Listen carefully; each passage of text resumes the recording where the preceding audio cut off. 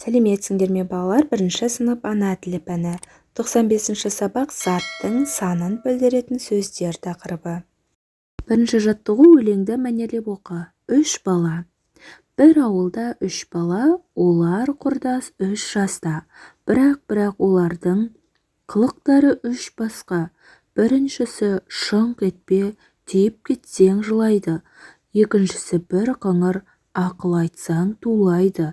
Үшіншісі елгезек, бәрімізге ұнайды. Өлеңнің авторы Нұрхан Жанаев. Ал енді балалар мәтін мазмұны бойынша берілген тапсырмаларды орындайық. Өлеңде не туралы айтылған? Балалар, өлеңде балалардың мінез құлықтары туралы айтылған, е? Өлеңдегі балалар туралы өз ойыңды айт. Балалар, өлеңдегі балалар өте қызықты сипатталған, е? Олар жастары бірдей болса да, мінездері үш түрлі екен. Бұл дегеніміз балалар өмірде әр адамның бір-біріне ұқсамайтынын көрсетеді. Мұнда бірінші бала тым жылауық екен, е? Кішкене нәрсеге ренжіп жылайды екен. Бұл жақсы емес балалар, өйткені бәріне жылай беруге болмайды. Ал екінші бала қыңыр, айтқанды тыңдамайды екен.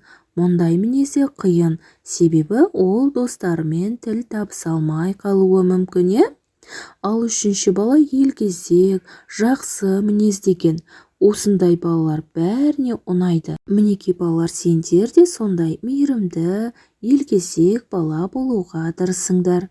Демек, өлең арқылы жақсы мінездің маңыздылығы көрсетілген екен, е? Екінші жаттығу мақалды көркем жаз. Бірінші байлық денсаулық.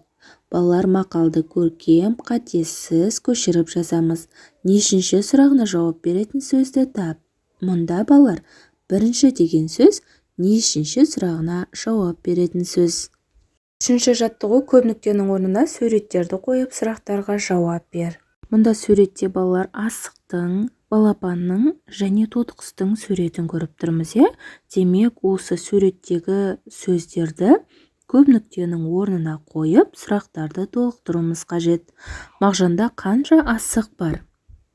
Тауықта неше балапан бар? Торда неше тотықұс бар деп сұрақ қойып, оларға жауап жазайық. Мағжанда балалар 3 асық бар екен, е? Ал тауықтың 4 балапаны бар. Торда 1 тотықұс отыр деп сурет бойынша жауап береміз балалар.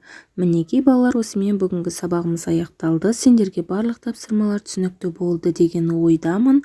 Балалар, келесі жаңа сабақты жіберіп алмау үшін каналға тіркеліп қоңырауша белгісін басуды ұмытпаңдар. Келесі жаңа сабақта кездескенше сау болыңдар.